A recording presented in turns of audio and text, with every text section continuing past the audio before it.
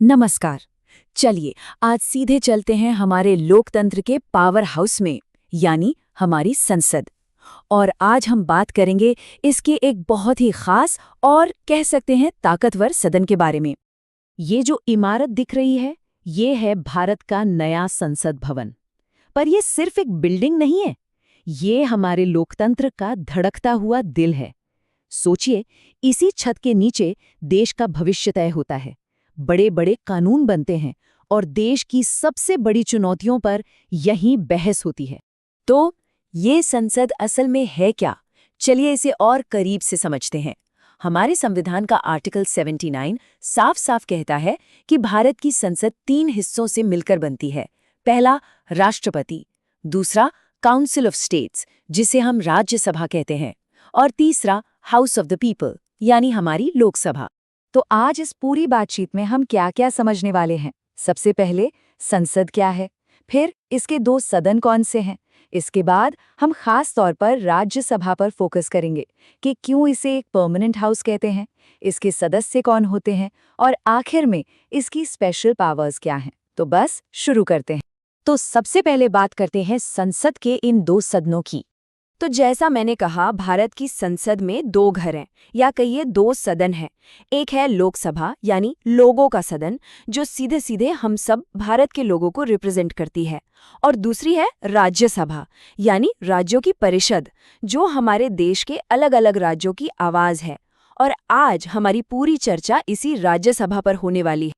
अब आते हैं राज्यसभा की उस सबसे अनोखी बात पर, एक ऐसी चीज जो इसे लोकसभा से बिल्कुल अलग बना देती है। और ये सच में बहुत ही दिलचस्प है। और वो सबसे बड़ा फर्क ये है कि लोकसभा तो हर चुनाव के बाद भंग हो जाती है, खत्म हो जाती है। लेकिन राज्यसभा, वो कभी भंग नहीं होती। जी हाँ, ये एक परमानेंट बॉडी है, एक स्थायी सदन जो हमेशा हमेशा चलता रहता है।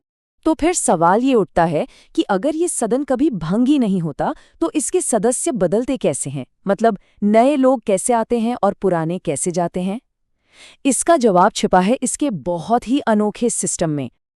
देखिए, सिस्टम बड़ा मजेदार है। हर एक सदस्य का कार्यकाल होता है पूरे 6 साल का। लेकिन मजा यहाँ है कि हर 2 साल में इसके 1/3 यानी 1/3 सदस्य रिटायर हो जाते हैं और उनकी जगह नए सदस्य चुन लिए जाते हैं।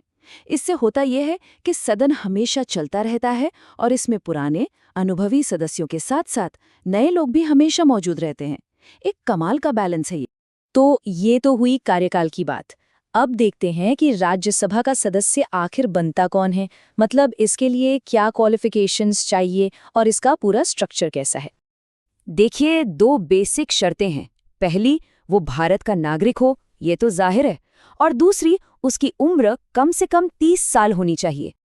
अच्छा, अब जरा नंबर्स की बात करते हैं। राज्यसभा में ज्यादा से ज्यादा यानी मैक्सिमम 250 सदस्य हो सकते हैं। इनमें से 238 तो चुनकर आते हैं राज्यों और केंद्र शासित प्रदेशों से। लेकिन जो 12 सदस्य हैं वो बहुत खास होते हैं। इन्हें राष्ट्रपति नॉमिनेट करते हैं। ये वो लोग होते हैं जिन्होंने लिटरेचर, साइंस, आर्ट्स या सोशल सर्विस में कुछ बड़ा काम किया हो। वैसे अभी की बात करें तो सदन में 245 सदस्य हैं। और ये सीटें कैसे बढ़ती हैं? इसका सीधा सा जवाब है आबादी के हिसाब से। यही वजह है कि उत्तर प्रदेश जैसा बड़ा राज्य, जहां आबादी ज्यादा है, वहां से 31 सीटें हैं और गोवा या सिक्किम जैसे छोटे राज्यों से सिर्फ 1-1 सीट। तो ये सिस्टम पक्का करता है कि जिस राज्य की जितनी आबादी, उसको उतना ही रिप्रेजेंटेशन मिले। चलिए, अब आते हैं सबसे जरूरी हिस्से पर, राज्यसभा की स्पेशल पावर्स। ये वो शक्तियां हैं जो सिर्फ और सिर्फ राज्यसभा के पास हैं। राज्यसभा के पास ऐसी 2 खास शक्तियां हैं जो इसे बहुत यूनिक बनाती हैं। पहली है आर्टिकल 249 के तहत। अगर राज्यसभा को लगता है कि देश के हित में किसी ऐसे विषय पर कानून बनाना जरूरी है जो असल में स्टेट लिस्ट में आता है, तो वो पार्लियामेंट को ऐसा करने की इजाजत दे सकती है। और दूसरी शक्ति है आर्टिकल 312 के तहत। देश में कोई भी नई ऑल इंडिया सर्विस जैसे IAS या IPS बनानी हो, तो इसकी शुरुआत सिर्फ और सिर्फ राज्यसभा ही कर सकती है। और हाँ, इन स्पेशल पावर्स का इस्तेमाल करना कोई बच्चों का खेल नहीं है। ऐसा कोई भी प्रस्ताव पास करने के लिए सदन में मौजूद और वोट करने वाले सदस्यों में से कम 2/3 मतलब 2/3 मेजॉरिटी चाहिए होती है। ये दिखाता है कि इन मामलों पर कितनी ज्यादा आम सहमति की जरूरत होती है। तो चलिए फटाफट से रिकैप करते हैं आज हमने क्या क्या सीखा। पहली बात, राज्यसभा एक परमानेंट हाउस है जो कभी भंग नहीं होता। दूसरी बात, ये राज्यों के हितों को रिप्रेजेंट करता है। तीसरी, इसके पास स्टेट लिस्ट और नेशनल सर्विसेज को लेकर कुछ यूनिक पावर्स हैं। और सबसे ज़रूरी बात, ये हमारे देश के सिस्टम में चेक्स एंड बैलेंसेस का एक बहुत ज़रूरी हिस्सा है। और जाते जाते एक सवाल छोड़ जाते हैं।